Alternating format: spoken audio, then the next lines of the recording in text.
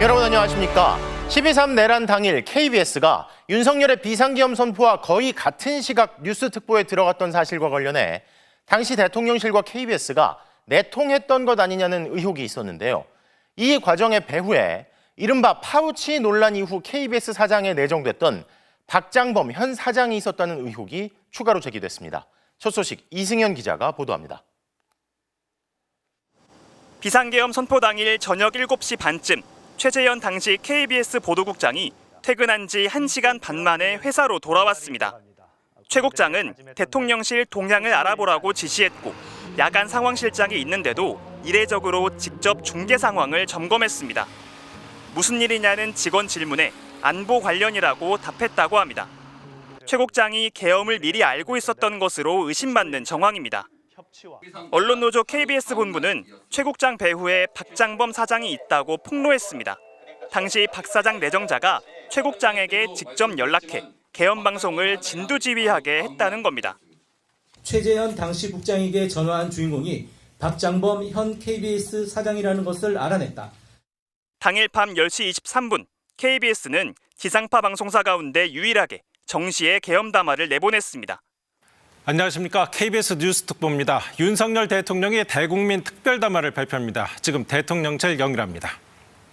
당일 방송사 단체 대화방에서 긴급 담화 중계 일정이 공지된 시각은 밤 9시 18분. 이에 앞서 윤 전 대통령은 국무위원들에게 밤 10시 KBS 생방송이 준비돼 있다는 말을 한 것으로 수사와 재판 과정에서 드러났습니다.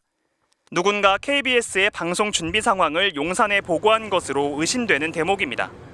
생방송이 가능합니다. 라는 것을 어떤 경로를 통해서 누가 윤석열에게까지 전달을 했을까?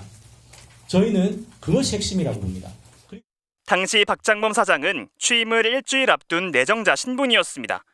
방송과 편성과 관련해 아무런 권한이 없는데도 보도 책임자에게 연락해 개입했다면 직권남용에 해당될 수 있습니다. KBS는 박 사장이 직접 전화했다는 의혹에 대해 사실과 다르다며 특검과 경찰에서도 사실로 밝혀진 바 없다고 해명했습니다. 언론노조 KBS 본부는 수사 결과를 검토한 뒤 박장범 사장을 추가 고발할 계획이라고 밝혔습니다. MBC 뉴스 이승현입니다. 그렇다면 계엄 선포 당일 당시 박장범 KBS 사장 내정자는 누구로부터 어떤 연락을 받은 걸까요?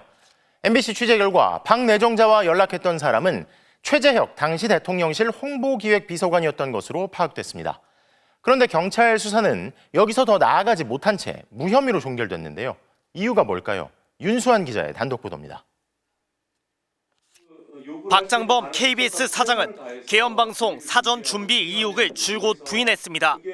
수사 중인 사안이어서 얘기 못한다는 거예요? 아니면 판단을 했다는 거예요? 아니, 판단했다고 몇 번 말씀드렸잖아요. 비상계엄을 사전에 알거나 그러니까 저도 몇 번이나 얘기하는 것이 판단합니다.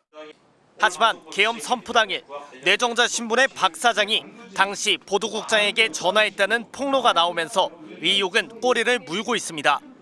취임도 하지 않았던 그를 움직이게 만든 힘은 무엇이었을까? MBC 취재 결과 계엄 방송 전 박장범 내정자가 윤석열 대통령실 관계자와 연락했던 사실이 확인됐습니다. 해당 관계자는 최재혁 당시 대통령실 홍보기획 비서관. 경찰은 KBS 보도와 편성 책임자들을 상대로 당시 상황을 역추적하는 과정에서 최 전 비서관이 박 사장에게 사전에 연락한 정황을 포착한 것으로 전해졌습니다. 최 전 비서관은 윤석열 전 대통령의 비상계엄 선포 담화 현장에 배석하는 등 계엄방송 실무에 깊숙이 관여한 것으로 알려진 인물입니다. 계엄 선포 담화를 차질 없이 방송해달라는 용산의 지시나 의중이 최 비서관, 박 사장 내정자를 거쳐 보도국장에게 전달됐고 또 밤 10시 계엄 선포 생방송 준비가 됐다는 KBS 보고도 이 라인을 거쳐 대통령실에 올라간 것으로 의심됩니다. 방송법은 방송 편성에 대한 간섭과 개입을 엄격하게 금지하고 있습니다. 계엄 선포 사실을 미리 알고 공영방송을 동원하려 했다면 내란 선전선동 혐의도 적용될 수 있습니다. 하지만 경찰은 최근 사건을 무혐의로 끝낸 것으로 파악됐습니다. 연락 사실을 확인했지만 당일 대통령 담화가 비상계엄 관련 내용인지 사전에 전혀 몰랐다는 이들의 진술을 넘어서지 못한 겁니다. 최 전 비서관은 의혹을 부인했습니다. KBS에서 먼저 방송을 좀 준비하고 있었다, 뭐 이런 의혹들이 있었잖아요. 아, 그거 저 아니고요. 저기 전부 다 네. 뭐 내용이 없어서 네. 이만 끊겠습니다. 미안합니다. KBS는 박장범 사장이 최재혁 전 비서관과 연락했는지에 대해 저희는 확인된 바 없다고 했습니다. 또 KBS 관계자가 계엄을 사전에 알았거나 관련 내용을 상의했다면 이렇게 수사가 종결되지 않았을 것이라고 밝혔습니다. MBC 뉴스 윤수환입니다. 1년 전 윤석열에 대한 체포영장 집행 당시 관저 앞에서 방패를 자처하며 영장 집행을 막아섰던 국민의힘 의원들 기억하실 겁니다. 인간띠를 형성한 등 체포를 물리적으로 방해했다는 혐의로 수사를 받았는데요. 그런데 내란 특검이 이러한 국민의힘 의원 45명에 대해 무혐의 결론을 내린 걸로 확인됐습니다. 이건 또 이유가 뭘까요? 원석진 기자의 단독 보도입니다. 윤석열 전 대통령 1차 체포영장 유효기간 마지막 날이던 지난해 1월 6일 국민의힘 의원 45명이 대통령 관저 앞에 우르르 몰려나왔습니다. 이들은 8시간 넘게 관저 앞에 진을 쳤고 영장 집행은 끝내 무산됐습니다. 불법적인 체포영장의 집행에 대해서는 단호히 이러한 부분에 대해서 문제점을 지적하고 9일 뒤 이들은 또 직결했습니다. 체포에 나선 수사팀을 상대로 불법 영장이라는 막무가내식 주장을 되풀이했습니다. 급기야 관저 앞 골목에서 성명서를 낭독하다 시민 반발에 부딪혔지만 아랑곳하지 않았습니다. 국수본이 불법적인 체포 영장 집행을 강행하면서 체포 영장이 불법이 아니라 계엄령이 불법이었습니다. 인간띠까지 만들어 방해에 나선 결과 영장 집행은 2시간 반 이상 지체됐습니다. 판사가 발부한 체포영장의 적법한 집행을 2차례나 명백히 방해한 겁니다. 하지만 내란 특검은 이들의 공무집행 방해 혐의를 지난해 말 무혐의로 결론 내렸습니다. 특검은 당시 채증 영상 등을 분석한 결과 국민의힘 의원들이 뒷짐을 지고 있었고 경찰과 접촉하지 않고 피해서 가는 등 물리력을 행사하지 않았다는 이유를 댔습니다. 일부 의원의 항의도 있긴 했지만 욕설이나 협박으로 볼 수는 없다고도 했습니다. 법조계에선 단순히 직접적 신체 접촉 여부만으로 판단할 게 아니라는 반론이 제기됩니다. 직접 신체 접촉이 없더라도 여러 사람이 이제 위력을 보이면 성립하는 거잖아요. 스크럼을 짰다는 자체가 위력을 보이는 거라고 보일 수도 있으니까. 특히 판사 출신 김기현 의원은 당시 법적 시비를 피하려면 뒷짐을 져 몸싸움을 하지 말고 욕도해선 안 된다고 안내했던 것으로 파악됐습니다. 결국 체포방해는 하더라도 법적으로 걸리지 않을 수 있다고 공유한 법기술을 특검이 그대로 용인해준 꼴이 된 겁니다. 윤석열의 체포방해 혐의가 1심에서 유죄로 인정된 상황에서 국민의힘 의원들의 체포방해 혐의도 2차 종합특검이 면밀히 따져야 한다는 지적이 나옵니다. MBC 뉴스 원석진입니다. 비상계엄을 선포합니다. 판사 어디 갔어? 내란 중요 임무 종사 혐의를 받는 윤석열 피고인의 최측근이죠. 전 법무장관 박성재 피고인에 대한 재판이 본격적으로 시작됐습니다. 내란 직후 계엄 정당화를 위해서인지 국무위원 서명을 받자고 했던 박 피고인은 이제 와선 자신은 계엄에 반대했다고 주장하고 있습니다. 또 김건희 씨로부터 검찰 수사 관련 청탁을 받은 혐의에 대해선 정상적 업무 절차였다고 반박하고 있는데요. 구승은 기자가 보도합니다. 12.3 내란에 가담한 혐의 등으로 기소된 박성재 전 법무부 장관 재판이 오늘 본격적으로 시작됐습니다. 본인 확인하겠습니다. 먼저 성함이 어떻게 되십니까? 박성재입니다. 네, 직업이 어떻게 됩니까? 현재는 무직입니다. 내란 특검은 12월 3일 밤 윤석열 전 대통령이 가장 먼저 박 전 장관을 대통령실로 불렀고 박 전 장관이 윤 전 대통령, 김용현 전 국방장관과 계엄 조치 사항을 논의한 뒤 계엄과 관련한 지시가 담긴 문건도 받았다고 주장했습니다. 피고인은 위 문건을 수령하고 기타 윤석열의 구두 지시를 메모하는 등 윤석열의 비상계엄 관련 지시를 적극적인 태도로 수명하였습니다. 사건을 맡은 곳은 윤 전 대통령의 비상계엄을 12.3 내란으로 규정하고 한덕수 전 국무총리에게 징역 23년을 선고한 이진관 재판부. 한 전 총리 1심 선고 때 박 전 장관의 역할에 대해서도 어느 정도 판단을 내린 바 있습니다.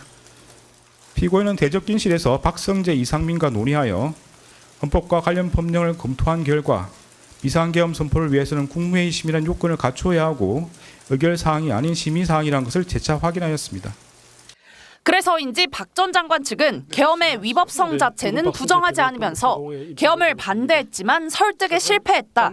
헌정 질서에 혼란을 야기해 매우 송구하고 심한 자괴감을 느낀다고 해명했습니다. 윤 전 대통령과의 선긋기에 나선 겁니다. 피고인과 이상민 전 행정안전부 장관 등이 헌법조문을 찾아보고 한덕수 전 총리 등에게 이를 알려준 것이지 결코 윤석열 전 대통령의 비상계엄 선포 행위를 정당하기 위해 형식적으로 국무회의라는 형식을 취하기 위해서 국무위원들을 부를 동사 아닙니다. 이른바 법조 4인방의 계엄 다음 날 삼청동 안가 회동을 두고 위증한 혐의로 기소된 이완규 전 법제처장의 재판도 함께 열렸는데 이 전 처장 측은 특검의 수사 범위에 해당하지 않는다면서 공소 기각을 주장하고 위헌법률 심판 제청도 신청했습니다. MBC 뉴스 구승우입니다. 법원이 모레 이른바 V0로 불리던 김건희 씨에 대해 1심 선고를 할 예정입니다. 그런데 법원이 김건희 씨 재판 생중계를 두고 허가를 해줄지 고심하고 있다는데요. 단순한 개인 비리 사건이 아니라 대통령 또는 배우자의 지위 남용 의혹이나 검찰의 덮어주기 수사 의혹까지 있는 사건들인데 재판부가 어떤 결론을 낼지 주목됩니다. 윤상문 기자가 보도합니다. 모레로 예정된 김건희 씨 1심 선고 생중계 여부를 두고 재판부가 고심을 거듭하고 있는 것으로 알려졌습니다. 방송사들이 윤석열 전 대통령, 한덕수 전 국무총리 선고 때처럼 생중계 신청을 했지만 전직 영부인뿐 아니라 일반인들도 연루가 돼 있는 점을 고려하지 않을 수 없다는 겁니다. 이른바 공인이 아닌 사람들의 개인정보 보호 문제 때문입니다. 하지만 김 씨가 재판을 받는 사건들은 검찰의 부실 수사 의혹까지 있는 도이치모터스 주가 조작, 대통령 또는 당선인 배우자의 지위를 남용한 통일교 금품 수수 의혹과 명태균 게이트 등 단순한 개인 비리라기보다는 이른바 V0로 불렸던 김 씨의 국정농단 의혹들입니다. 국민 여러분께 저같이 아무것도 아닌 사람이 이렇게 심려를 끼쳐서 진심으로 죄송합니다. 앞서 박근혜 전 대통령의 국정농단 사건 1심 재판부는 선고 때 공인이 아닌 사람들을 익명으로 언급했습니다. 안정범을 통해서 피고인의 요구를 전달받은 KT는 정기 인사 시기가 아님에도 불구하고 이모 씨, 신모 씨를 각 채용했고 당시 박 전 대통령 측은 생중계에 반대하며 가처분 신청까지 냈지만 법원은 피고인이 전직 대통령이고 국민 관심이 비상해 방송 허가를 정당화할 높은 수준의 공공의 이익이 인정된다고 판단했습니다. 국민의 알 권리에 무게를 둔 겁니다. 김건희 씨 사건 재판부는 특별한 사정이 없다면 특검의 중계 신청을 허가해야 한다는 특검법 조항에도 불구하고 특검의 중계 신청도 일부만 허가하거나 불허한 적이 있습니다. 특검도 마찬가지로 이번에 중계를 신청했는데 재판부는 내일 중으로 특검의 중계와 방송사들의 생중계 신청에 대해 각각 판단을 내릴 것으로 보입니다. MBC 뉴스 윤상문입니다. 이런 가운데 김건희 씨 일가가 운영한 요양원의 불법 부정행위가 경찰 수사에서 확인됐지만 횡령이나 보조금 부당 청구액만 수십억 원이 확인된 김건희 씨 오빠 김진우 씨에 대한 구속영장은 기각된 사실이 뒤늦게 드러났습니다. 그리고 검찰로 사건이 넘어간 김진우 씨와 달리 김 씨 남매의 모친 최은순 씨는 검찰의 송치조차 되지 않았는데요. 조건희 기자의 보도입니다. 김건희 씨 모친 최은순 씨와 오빠 김진우 씨가 운영한 경기 남양주의 한 요양원. 호텔식 요양원이라고 광고했지만 현실은 달랐습니다. 입소자는 침대에 묶인 채 잠에 들어야 했고 탈박한다고요. 보호자 면회하거나 그렇지 않는 한은 들고 계시는 거죠. 건더기 없는 곰탕, 미역 없는 미역국은 일상이었습니다. 입소자 한 명당 매달 37만 원의 식대에도 이렇게 끔찍한 음식이 제공된 데에는 이유가 있었습니다.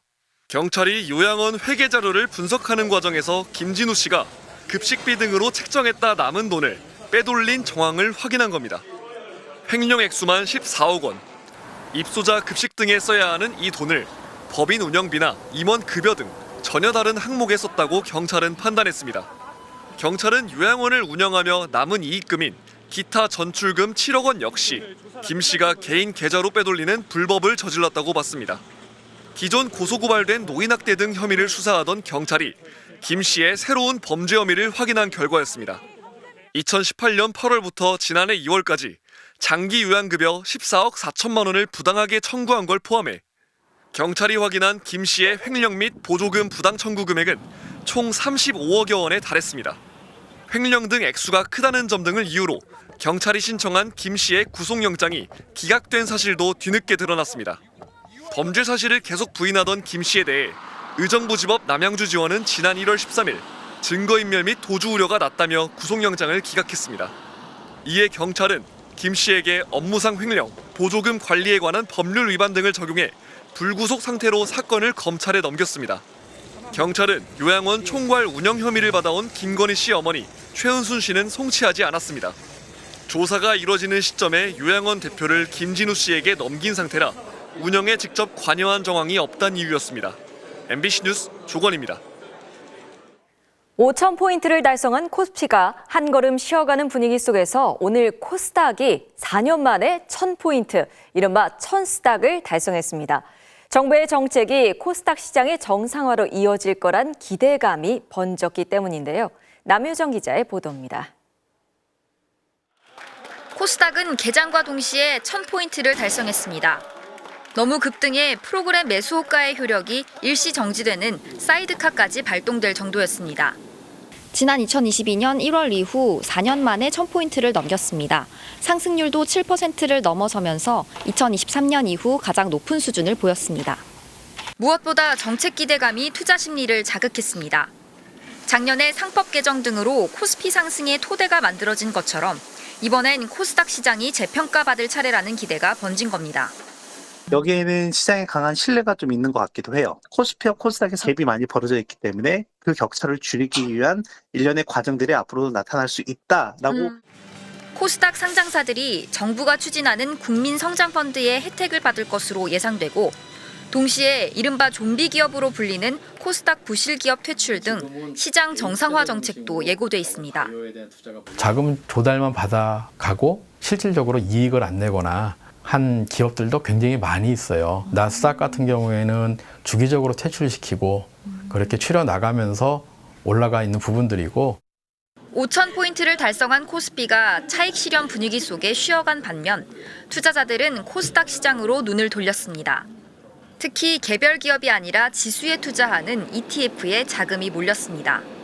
기관의 매수세가 2조 6천억 원에 달할 정도로 거셌는데 이 중 금융투자사가 1조 원을 차지할 정도였습니다. 연초에 코스피에서 놓친 수익률, 코스닥에서 내가 만회를 해보겠다 이런 심리들도 개입이 된 것 같아요. 다만 코스닥 상장 기업들은 성장 잠재력은 크지만 아직 이익 실현 단계에 이르지 못한 기업도 많아 주가 변동성이 크다는 점은 늘 유의해야 합니다. MBC 뉴스 남효정입니다. 요즘 금, 은값이 크게 올랐죠. 특히 은은 아예 품귀 현상을 보여 은을 사려면 2달을 대기해야 한다는데요. 트럼프발 국제 정세 불안 속에 금과 은이 사상 최고치를 기록하고 달러는 약세를 이어가고 있습니다. 원달러 환율도 오늘 급락했습니다. 김민영 기자입니다. 서울 종로에 있는 금거래소. 20, 30대부터 노년층까지 점심시간인데도 손님들이 끊이지 않습니다. 금과 은을 사려는 사람과 팔려는 사람이 한꺼번에 몰리는 겁니다. 선물할 거, 금카드 3장 살려고 계속 오를 것 같아요. 최근엔 금보다 은을 사겠다는 손님이 눈에 띄게 늘었습니다. 작년에 한 9월 달쯤에 50불 정도에 샀는데 2배 이상 오른 것 같아요. 인기 많은 500g과 100g짜리 실버바 등은 품절돼 아예 살 수도 없는 상황. 지난해 10월부터 대기 고객만 1,000명이 넘어 최소 2달은 대기해야 합니다. 평상시에 한 10배 정도 주문이 몰리고 있어요. 문 열기도 전부터 그냥 막 밀어닥치고 있습니다. 금값은 작년 1년 동안 65% 치솟았고 올해도 17% 올랐습니다. 연초만 해도 87만 원대였던 금 한 돈이 지금은 103만 원이 넘었습니다. 은값은 더 뛰어서 작년에만 178% 급등했고 올해 들어서만 53% 상승해 현재 한 돈이 24,800원에 달합니다. 그린란드 사태 등으로 국제 정세가 불안해지자 안전자산인 금과 은으로 자금이 쏠린 겁니다. 트럼프발 불확실성에 달러 약세도 계속되는 가운데 그동안 계속 오르던 원달러 환율도 25원 넘게 급락했습니다. 지난 21일 이재명 대통령이 환율이 1,400원 전후로 떨어질 것이라고 밝힌 이후 나흘 연속 하락하고 있습니다.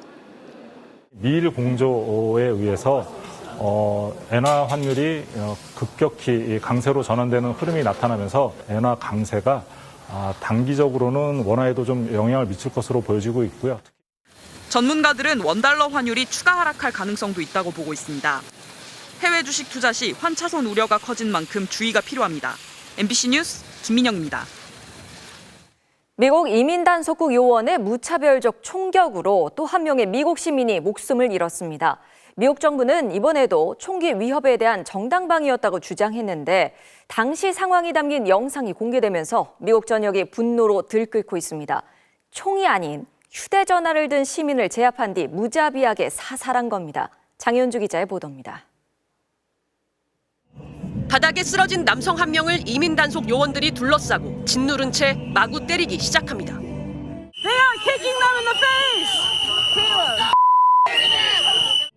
잠시 뒤 총성 4발이 울리더니 곧 6발의 총성이 더 울립니다. 현지 시간 24일 오전 미국 미네소타주 미니애폴리스에서 37살 알렉스 프레티가 연방 국경 수찰대 요원들의 총에 맞아 숨졌습니다. 국토안보부는 9mm 권총으로 무장한 인물이 요원들에게 먼저 접근했다고 주장했습니다. Fearing for his life and the lives and safety of fellow officers, a Border Patrol agent fired defensive shots. 하지만 이후 공개된 영상 속 상황은 완전히 달랐습니다. 휴대전화로 촬영을 하며 간간히 교통 정리도 하고 있던 프레티. 요원들이 다가갔을 때 그의 손에는 휴대전화 외에 아무것도 들려있지 않았습니다. 요원들은 프레티를 완전히 제압한 이후에야 바지 뒤에 있던 권총을 발견해 제거했고 프레티는 무릎을 꿇고 앉은 상태로 10발의 총격을 당해 숨졌습니다. 그는 제한군인병원 중환자실 간호사로 합법적 총기 휴대 허가를 받은 시민권자였습니다. 이민당국은 그러나 총격 피해자를 용의자라고 지칭했습니다. 미국 전역이 분노에 휩싸이며 추모와 항의 집회는 전국으로 확산됐습니다. Alex was not resisting. What I saw disgusted me. It made me feel sick to my stomach. 트럼프 대통령의 지지층에서도 비판의 목소리가 나오고 있습니다. 여당인 공화당 내부에서조차 과잉 대응 여부를 따져야 한다는 주장이 나왔고 공화당 전통 지지 세력인 전미 총기협회도 시민들을 악마화하지 말라며 공개적으로 비판했습니다. 뉴욕타임스와 월스트리트 저널 등 미국의 유력 언론들도 진보 보수를 막론하고 일제히 비판에 가세했습니다. 민주당은 크리스티놈 국토안보부 장관에 대해 트럼프 2기 들어 첫 장관 탄핵을 검토하고 있습니다. MBC 뉴스 장현주입니다. 독일은 상당한 양의 금을 미국에 보관하고 있는데요. 최근 이 금을 가져와야 한다는 주장이 잇따르고 있습니다. 트럼프 대통령의 예측 불가능한 행동을 고려할 때 미국에 금을 두는 게 위험하다는 판단이 깔려 있는데요. 여기에 미국의 약점이 국채 매각이라는 점도 확인되면서 미국에 대응할 수단으로도 고려되는 모습입니다. 베를린에서 이덕영 특파원입니다. 미국 다음 세계 2위 금 보유국인 독일. 4,500억 유로 상당을 분산 보관하고 있는데 이 가운데 37%, 1,236톤의 금을 뉴욕 연방제도 지하금고에 두고 있습니다. 우리 돈 282조 원에 상당합니다. 그런데 이걸 독일로 옮겨야 한다는 주장이 최근 터져나오기 시작했습니다. 현재의 지정학적 상황에서 그런 많은 금을 미국에 두는 건 위험하다. 전략적 독립성을 강화하기 위해 금을 가져와야 한다. 그린란드 도발이 계속되면 독일 연방은행이 더 이상 금에 접근할 수 없게 될 수 있다는 등의 주장이 언론을 통해 잇따르는 것입니다. 미국이 남의 나라 금도 빼앗을 수 있다는 걱정이 생긴 겁니다. 애국심 자극을 위해 AFD 같은 극우 정당이 나던 주장이 지금은 녹색당이나 여당인 기독민주당 내에서도 트럼프 때문에 미국을 신뢰할 수 없다며 흘러나오고 있습니다. 독일 정부는 고려 대상이 아니란 말로 일단 선을 그었습니다. 믿기 어려워진 미국에 대한 불안은 달러 자산 매각으로도 이어지고 있습니다. 스웨덴 연기금은 지난해 트럼프 2기 행정부 출범 직후부터 보유한 미국 국채 70에서 80%를 매각해온 것으로 뒤늦게 알려졌습니다. 미국 외교 정책의 불확실성이 자신들의 달러 자산 가치를 위협한다고 본다는 분석입니다. 그린란드에 대한 미국의 위협을 계기로 유럽에도 달러 자산 투매와 같은 금융을 통한 반격 수단이 있다는 것이 확인됐습니다. 덴마크 연기금이 미국 국채를 매각하기로 한 결정이 달러 자산 급락을 촉발하면서 트럼프 대통령은 한 발짝 물러섰습니다. 이를 적극적으로 평가절하하는 미국의 태도는 오히려 이를 의식하고 있음도 드러냈습니다. The size Denmark's investment in U.S. Treasury bonds, like Denmark itself, is irrelevant. That it's less than $100 million. 미국 국채 등 달러 자산의 하락이 미국의 약점이라는 걸 유럽은 이제 알게 됐습니다. 앞으로 트럼프의 일방주의에 유럽이 맞서는 수단으로 활용될 가능성도 배제할 수 없어 보입니다. 베를린에서 MBC 뉴스 이덕영입니다.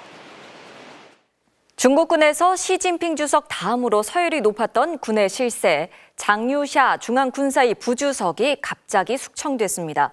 군의 최고 권력자를 단숨에 제거하면서 불법 행위로 붙잡아 조사한다고 했는데 시진핑 1인 체제를 강화하려는 움직임으로 해석되고 있습니다.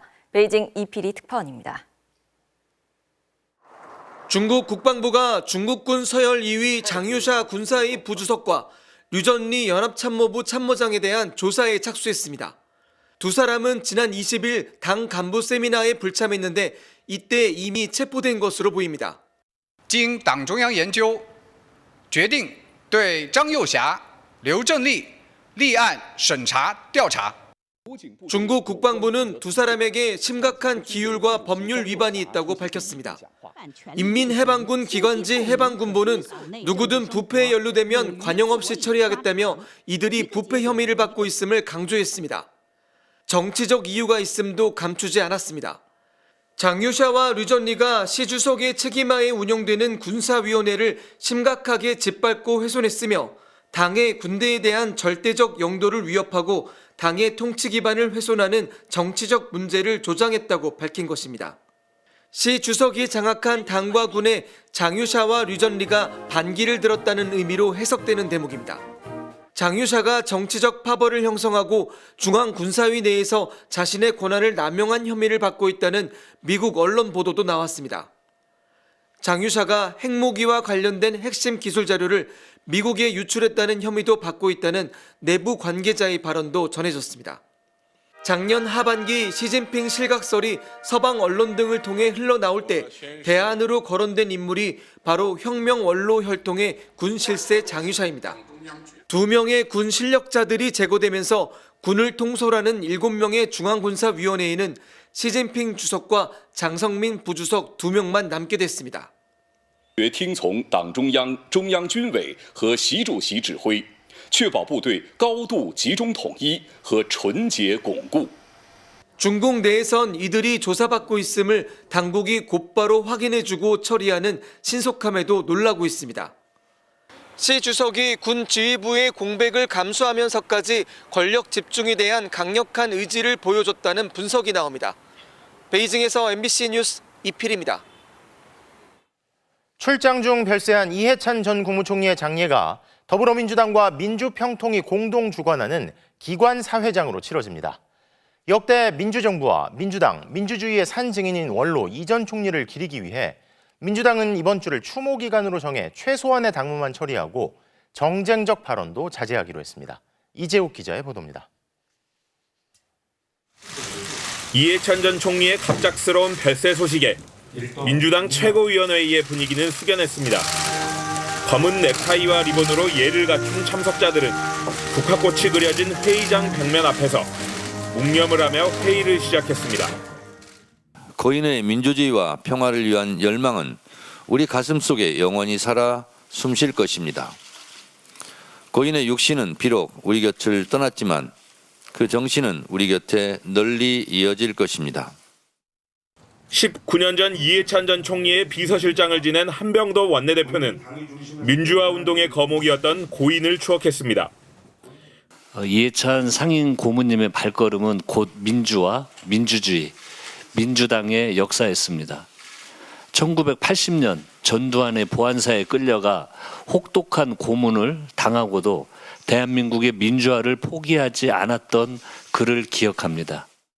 조국혁신당과의 합당 논의에 반발해 지난 최고위원회의에 불참했던 비당권파 3인도 오늘은 자리를 지켰습니다. 장례는 내일부터 31일까지 더불어민주당과 민주평통이 공동 주관하는 기관 사회장으로 치러집니다. 사회장은 사회에 공적을 남긴 인사가 숨졌을 때 각계 인사들이 모여 치르는 장례로 정부 측 공동 장례위원장으로는 김민석 국무총리가 유력합니다. 민주당은 이번 주를 추모 기간으로 정해 당무는 최소한으로 처리하고 정쟁은 삼가기로 했습니다. 이 전 총리의 시신은 내일 새벽 항공편으로 국내에 운구되는데 우원식 국회의장과 김민석 국무총리, 정청래 대표를 포함한 민주당 지도부가 직접 인천공항에서 맞이합니다. 빈소는 서울대병원 장례식장에 마련될 예정입니다. MBC 뉴스 이재욱입니다. 이해찬 전 총리는 청년 시절 고문을 받고 끌려간 군사 독재 치하의 법정에서도 목숨을 다 바쳐 민주화가 될 때까지 싸우겠다며 전두환 일당의 역사적 범죄에 대해 일갈할 만큼 강단 있는 인물이었죠. 정치에 입문한 이후에도 전곡을 찌르는 그의 언어에는 변함이 없었고 최근까지도 한국 정치의 주요 장면 곳곳엔 그의 전략뿐 아니라 그의 말이 함께 남아 있습니다. 장슬기 기자가 정리했습니다. 젊음을 걸고 독재와 싸우던 청년의 언어는 거침이 없었습니다. 이토록 철면피한 전두환의 위증을 그대로 묵인하고서 우리가 어떻게 국민의 대표라고 자처할 수가 있겠습니까? 기획통, 전략가, 킹메이커, 7선 의원 40년 정치 이력 속에서 빼놓을 수 없는 건 그의 말이었습니다. 타고난 언변으로 교육개혁의 고삐를 당기기도 했지만 학부모님들께서도 시험 성적 올리기라는 경쟁적 교육관에서 탈피해서 우리 자녀들이 적성, 흥미, 특기에 따라 개성을 살리고 보수 언론을 독재에 부역한 반역자라고 칭하는 등 때로는 뾰족한 칼이 되기도 했습니다.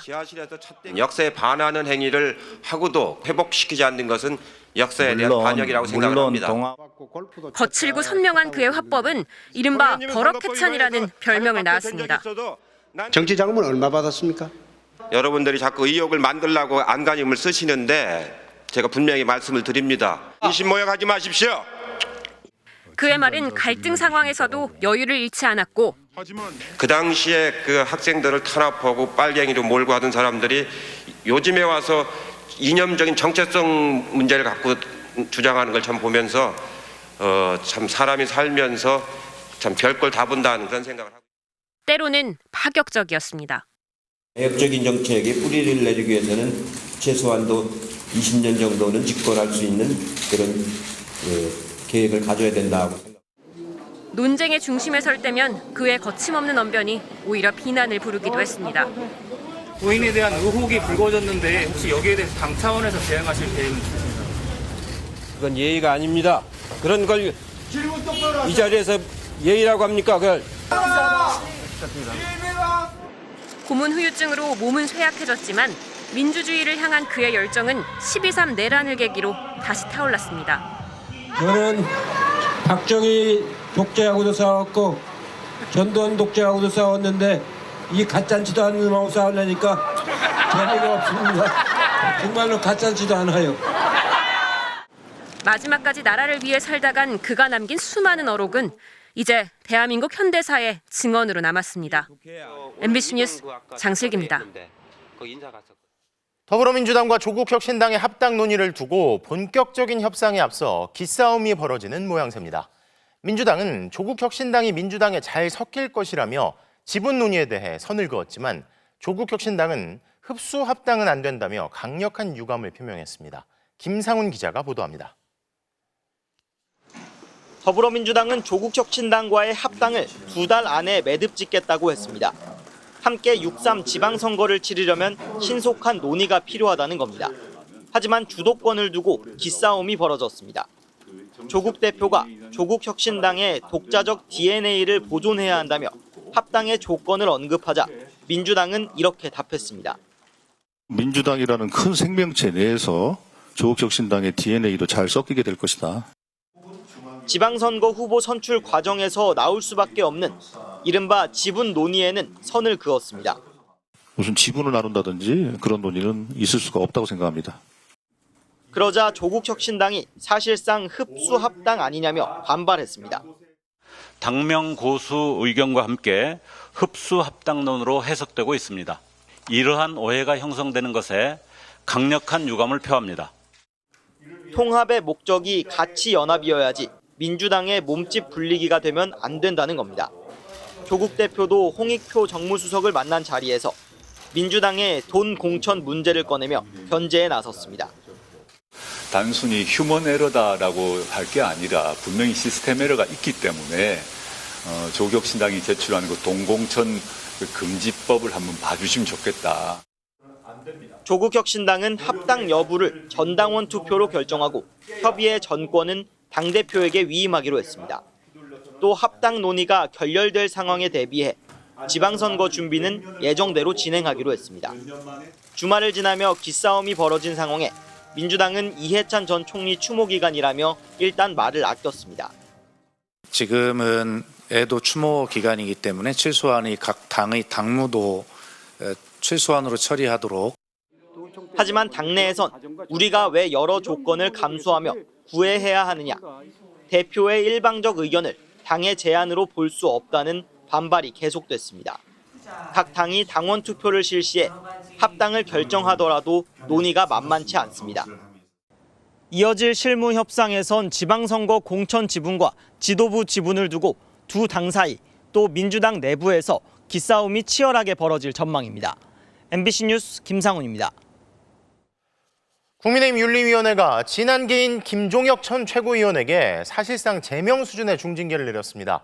당 지도부 회의에선 장동혁 대표를 비판한 또 다른 친한계 당협위원장을 징계하자는 의견도 나왔는데요. 장 대표의 단식이 끝나자마자 국민의힘 내 갈등은 오히려 더 커지는 모습입니다. 이문현 기자가 보도합니다. 장동혁 국민의힘 대표를 비판하고 국민의힘을 북한 노동당에 비유했다는 이유로 징계 대상에 올랐던 친한계 김종혁 전 최고위원에 대해 국민의힘 윤리위원회가 탈당 권유를 결정했습니다. 탈당 권유는 징계 의결 통지를 받은 날부터 10일 이내에 탈당하지 않으면 자동 제명되는 중징계입니다. 당초 당무위원회가 권고했던 당원권 정지 2년보다 더 높은 수위의 결정이 나온 겁니다. 윤리위는 결정문을 통해 방치하면 당의 존립 기반을 위험하게 하고 6.3 지방선거 후보자를 배출하는 데도 위험한 일로 작용할 것이라고 비판했습니다. 이에 대해 김종혁 전 최고위원은 윤리위 결정을 받아들일 수 없다며 법적 대응을 예고했습니다. 윤석열 전 대통령이 입틀막을 하면서 결국은 비상계엄이라는 극약 처방으로 나라에 충격을 줬는데 또다시 국민의힘에서 이런 식의 입틀막을 자행한다는 것들에 대해서 저는 이해할 수가 없고요. 당 회의에선 주말 집회에서 장동혁 사퇴를 외친 또 다른 친한계 당협위원장을 향해 기강을 잡아야 한다는 주장까지 나왔습니다. 당의 기강을 해치는 발언들에 대한 우려의 목소리가 나왔었고요. 적절한 조치가 필요하지 않느냐라는 그런 이야기도 있었습니다. 사실상 징계를 염두한 발언인데 문제를 제기한 조광한 최고위원은 MBC와의 통화에서 현직 당협위원장의 장동혁 사퇴 발언을 놔두면 당의 기강이 무너지고 콩가루 집안이 된다며 회의 참석자들 거의 다수가 묵시적 동의를 했다고 말했습니다. 장 대표의 단식으로 잠잠했던 당내 갈등이 다시 수면 위로 올라오면서 한 전 대표의 징계 수위에도 관심이 집중되고 있습니다. 장동혁 대표가 오는 29일 최고위원 회의에서 징계 문제를 논의할 걸로 보이는데 제명을 주장하는 당권파와 징계 철회를 요구하는 친한계가 팽팽하게 맞서고 있어 당내 혼란이 극에 달할 전망입니다. MBC 뉴스 이문현입니다.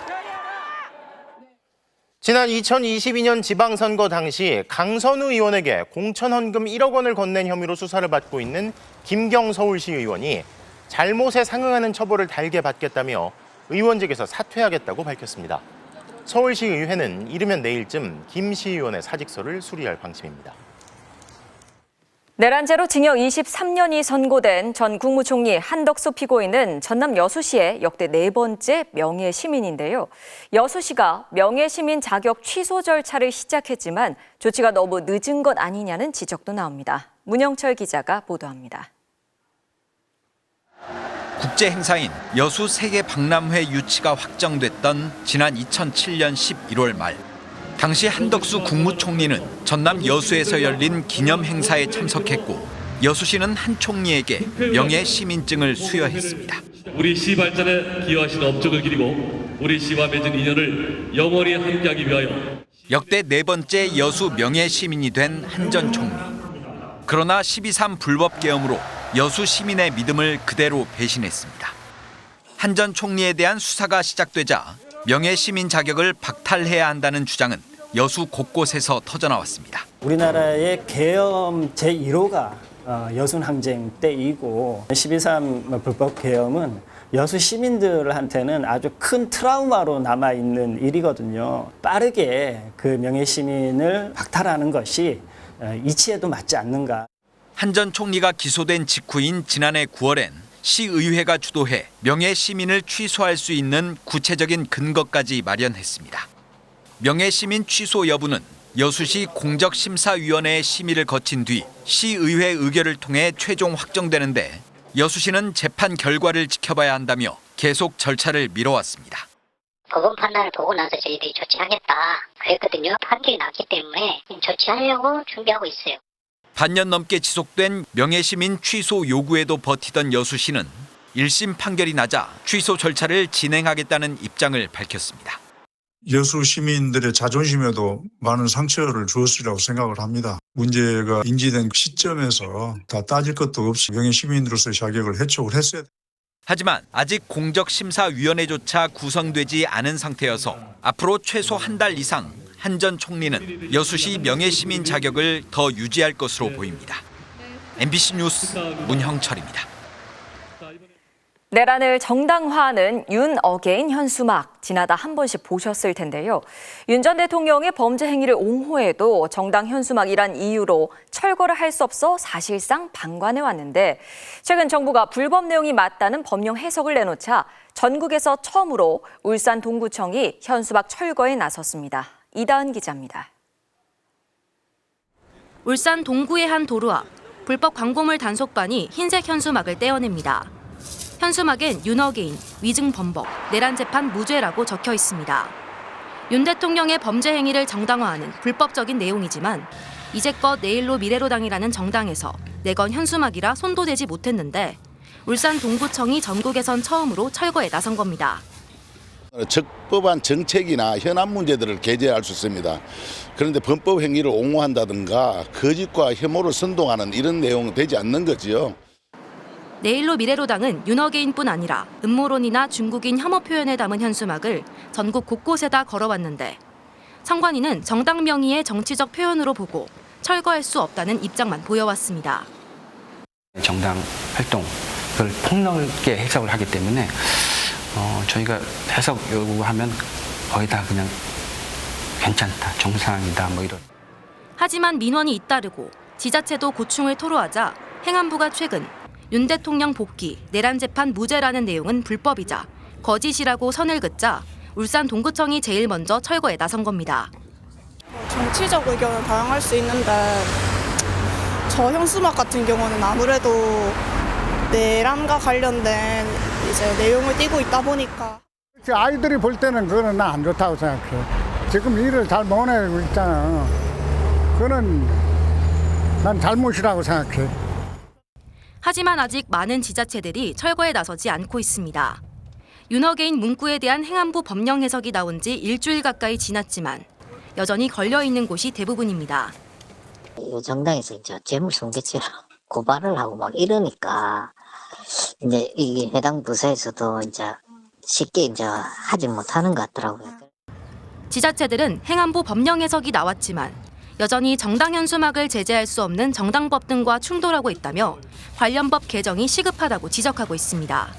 MBC 뉴스 이다은입니다. 우리나라에 원자력 발전소를 더 지을지 계획을 보류하고 고민해온 정부가 결국 당초 계획대로 원전을 더 짓기로 최종 결론을 내렸습니다. 친환경 에너지도 중요하지만 AI 산업 글로벌 경쟁에서 이 데이터 센터를 돌릴 전력을 반드시 확보해야 한다는 겁니다. 지윤수 기자입니다. 1978년 부산 기장고리 1호기를 시작으로 국내에 세워진 원자력 발전소는 모두 28개. 수명을 다한 고리 1호기, 월성 1호기를 뺀 26기가 현재 가동 중이고 4기를 더 짓고 있습니다. 정부가 이 30기에 더해 2037년 이후 준공을 목표로 2기를 더 짓기로 결정했습니다. 기후위기 대응을 위해서는 탄소 배출을 전 분야에서 감축해야 합니다. 이 문제를 해결하기 위해서는 재생에너지와 원전을 중심으로 전력을 운영해야 합니다. 새롭게 세운 계획은 아닙니다. 작년 2월 윤석열 정부 때 여야가 합의했는데 이재명 정부 들어 분위기가 달라졌던 겁니다. 인공지능 적용하거나 데이터 센터를 설치하거나 이런 데 엄청난 전력이 필요하다. 원자력 발전소 짓는데 최하 15년 걸립니다. 환경을 위해 재생에너지에 무게를 둘지 AI 강국을 위해 전력 생산에 집중할지 정부는 결국 원전을 선택했습니다. AI를 많이 쓰는 서울대의 경우 전기료가 2년 만에 50% 늘어날 정도로 전력 수요가 폭증하고 있기 때문입니다. 데이터 센터니 AI를 부흥시키려고 하는 게 현 정부의 정책 중에 하나잖아요. 장기적으로 원전 없이는 안 된다고 생각한 거죠. AI 강국 미국의 트럼프 정부는 이미 25년 내 원전 300기가와트를 더 짓기로 결정한 상황. 더 뒤처지면 AI 강국이 영영 불가능할 정도의 치열한 AI 경쟁도 결정의 배경이 됐습니다. 국민 의견도 물었는데 여론조사에선 10명 중 6명 이상이 신규 원전을 건설해야 한다고 답했습니다. 돌고 돌아 원전으로 왔지만 정부가 계획을 보류했다 번복하면서 정책 혼선을 빚었다는 지적은 불가피해 보입니다. 환경단체들은 즉각 반발했습니다.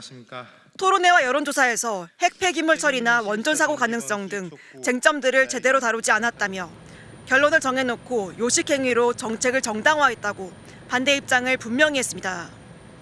MBC 뉴스 지은수입니다. 주말 새 일본 홋카이도와 혼슈 북쪽 지역에 기록적인 폭설이 내리면서 교통이 마비됐습니다. 특히 삿포로 시내와 공항을 연결하는 열차와 버스 운행이 모두 중단돼 여행객 7천 명이 공항에서 밤을 지새웠습니다. 도쿄에서 신지영 특파원입니다. 지친 표정으로 통로에 주저앉은 사람들, 아예 드러누운 사람도 적지 않습니다. 이 지역에 어제 하루에만 50cm가 넘는 눈이 쏟아진 탓에 신치토세 공항과 삿포로 시내를 연결하는 열차는 물론 버스마저 운행이 전면 중단됐기 때문입니다. 이로 인해 약 7천 명이 공항에서 밤을 지새웠습니다. JRもダメだしバスも止まってますので、タクシーもこっちに全然来れないって言ってたので、とにかく帰る手段がないです。全く足が全部止まってて、いやーほとんど寝れてないですね。はい。 겨울철 인기 관광지다 보니 눈에 갇힌 한국인 관광객들도 속출했습니다. SNS에선 결국 노숙을 했다. 호텔 예약도 일정도 다 엉망이 됐다는 등의 경험담이 이어졌습니다. いや俺たち日本人だからいろいろ言葉ねコミュニケーションできるけど外国の人たちかわいそうだなと思って。 열차는 어제부터 1000편 가까이 취소된 끝에 오늘 오후에야 가까스로 운행이 재개됐습니다. 除雪作業および列車のブレーキ装置凍結により運休遅れが発生しておりましたが 예상을 뛰어넘는 기록적 폭설에 주민들 역시 필사의 제설을 이어갔지만 역부족입니다. 昨日からですか？昨日で3回ぐらいやってますね。歩かせるよりは早いかなと思ってそれできました。それがひっくり返ることが多くて大変でした。 아오모리현 등 혼슈 북부 지방에서도 폭설로 인한 피해가 잇따랐습니다. 운행 중이던 열차가 선로 위에서 멈추면서 승객 80여 명이 6시간 동안 차 안에 갇혔고 어제 오전 스노모빌을 타고 입산했던 남성 8명은 한때 연락이 끊겼다가 오늘 낮 무사히 내려왔습니다. 이들은 밤새 눈 속에 굴을 파고 들어가 버틴 걸로 알려졌습니다. 도쿄에서 MBC 뉴스 신지영입니다. 기업 회생 절차를 밟고 있는 홈플러스의 직원 2만여 명은 새해 첫 월급을 받지 못했습니다. 최근 구속영장 심사를 받은 홈플러스 대표는 구속이 안 돼야 직원 월급을 준다고 했는데 정작 풀려나니 입장을 180도 바꾼 겁니다. 송서영 기자입니다. 인천의 한 홈플러스 매장. 과자나 신선식품 등으로 가득해야 할 매대가 텅 비었습니다. 그나마 진열된 상품은 유통기한이 이틀 남았습니다. 이곳은 다음 달 문을 닫습니다. 저희 이제 물건 안 들어와요. 네, 여기 있는 게 끝이에요. 2026년 새해 첫 달 월급도 끊겼습니다. 홈플러스에서 30년 일한 이 직원은 마이너스 통장으로 대출이자 세금 등 급한 불은 껐지만 앞으로가 큰일입니다. 저희가 월급이 안 들어온다고 세금이 정지돼 있지 않잖아요. 지금 월급이 안 들어서 아무것도 안 보여요. 어떻게 될지 모른다는 무기한 답을 준 회사. 당장 생계를 위협받게 된 노동자들은 근로기준법 위반 등 혐의로 김광일 홈플러스 대표를 고소했습니다. 아이 앞날을 준비해야 하시기에 저는 이번 달 월급이 나올지부터 걱정하고 있습니다. 임금은 부탁해서 받는 돈이 아닙니다.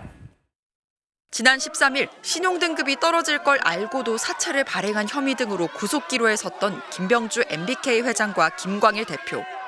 판사 앞에선 구속만은 하지 말아달라고 간청했습니다. 직원 임금 지급을 위해 자신이 구속되면 안 된다는 논리도 폈습니다. 하지만 영장이 기각되자마자 1월 급여 못 준다고 일방적으로 통보했습니다. 기다렸다는 듯 전 직원에게 임금 미지급을 통보하였습니다. 명백한 사법부에 대한 기만이며 노동자의 생존권을 담보로 한 악질적인 협박입니다. 4월까지 12개 지점이 폐업을 예고한 상황에 실제 월급까지 끊기며 위기를 맞은 직원들. 경영진의 잘못에도 길거리로 내몰리는 건 노동자가 될 거라며 특단의 조치를 요구하고 있습니다. MBC 뉴스 송서영입니다. 프로농구의 인기 만화 슬램덩크의 주인공인 강백호 닮은 꼴로 화제를 모으는 19살 신인 선수가 있습니다. 에너지 넘치는 플레이로 주목받고 있는 KB의 강백호, 에디 다니엘을 손장훈 기자가 만나봤습니다. 몸싸움을 두려워하지 않는 악착 같은 수비에 외국인 빅맨을 블록하는 엄청난 높이. 그런데 결정적인 순간 덩크를 실패하는 예측 프로 플레이까지. SK 19살 신인 에디 다니엘은 요즘 KBL의 강백호로 불리고 있습니다. 슬램덩크 좋아해가지고 만화책으로도 다 보고 애니메이션으로도 다 보고 영화까지 다 봤는데 나중에 잘해서 강백호보다 서태웅이 될 수 있게. 아무래도 서태웅, 정우성 이런 선수들이 훨씬 더 잘하니까. 대학을 건너뛰고 바로 SK 유니폼을 입은 뒤 좌충우돌하면서 이제 프로 데뷔한 지 한 달. 고교 시절 좋아하던 야식을 다 끊고 체지방률 6.9%. 뼈와 근육을 합친 무게가 체중의 절반을 넘는 탄탄한 체구를 만들면서 팀에서는 누구에게도 밀리지 않는 선수가 됐습니다. 친구들 대학 가고 뭐 애들이 뭐 노는 거 보니까 저도 뭐 놀고 싶다는 생각을 또 하기도 했지만 뭐 노는 건 뭐 나중에도 놀 수 있으니까 프로에 빨리 와서 적응해보는 게 정말 좋다고 생각합니다. 키는 그렇게 크지 않지만 물불을 가리지 않는 투지와 에너지 넘치는 플레이로 딱 6경기 만에 보란듯이 주축 선수로 자리 잡으면서 먼저 두각을 드러낸 양혁과 김건환, 다른 고졸 선수들과 함께 유난히 치열한 신장 경쟁을 더 뜨겁게 하고 있습니다. 강백호처럼 외곽슛이 약한 것도 공통점. 똑똑한 연습으로 슛의 정확성을 높여 태극마크를 다는 게 꿈입니다. 일단 500개는 무조건 쏘고요. 훈련할 때는 거의 하루에 1000개씩 무조건 던졌어요. 초등학교 때부터 대표팀을 가는 게 너무 저한테 꿈이었어가지고 대한민국이라는 나라를 또 다른 나라한테 이 어떤 나라인지 보여주고 싶습니다. MBC 뉴스 손장훈입니다. 프리킥 좀 차려고 했을 뿐인데 2초 만에 경고 2장을 받고 퇴장당하는 황당한 장면이 나왔습니다. 톱플레이에서 확인해 보시죠. 재치 있는 속임 동작에 이은 정확한 마무리. 2m 1cm의 장신 공격수 오누아츠가 화려한 세리머니까지 선보입니다. 동점 상황에서 홈팀 트라브존스포르가 절묘한 골로 다시 앞서가는데요. 원정팀 카슴파샤도 종료 직전 프리킥 기회를 잡았습니다. 그런데 최대한 빨리 프리킥 좀 차게 해달라고 요청하는 선수에게 오히려 심판이 옐로우 카드를 꺼내나 싶더니 다시 경고를 주면서 레드카드를 내밉니다. 경고 2번까지 걸린 시간은 겨우 2초. 동료들의 실소가 터질 만큼 황당한 상황인데요. 결국 그대로 경기는 끝났습니다. 주심은 무슨 생각이었을까요? 레드카드가 흐름을 바꾼 경기 또 만나보시죠. 2대0으로 앞서가던 볼로냐. 골키퍼가 골문을 비우고 헛발질을 하더니 무리한 반칙으로 퇴장까지 당합니다. 급하게 골키퍼를 교체 투입해보지만 제노아의 환상적인 프리킥골에 당하더니 이어서 또 동점골까지 얻어맞고 맙니다. 후반 추가 시간엔 원더골까지 허용하면서 결국 역전패한 볼로냐. 이래서 골키퍼가 나오면 안 되나 봅니다. 밖으로 말이죠. 지금까지 톱플레이였습니다. 최고의 호흡을 자랑하는 탁구 혼합복식 콤비죠. 신유빈, 임종훈 선수가 종합선수권대회에서 처음으로 함께 출전해 우승까지 거머쥐었습니다. 월요일 밤 스포츠 뉴스였습니다.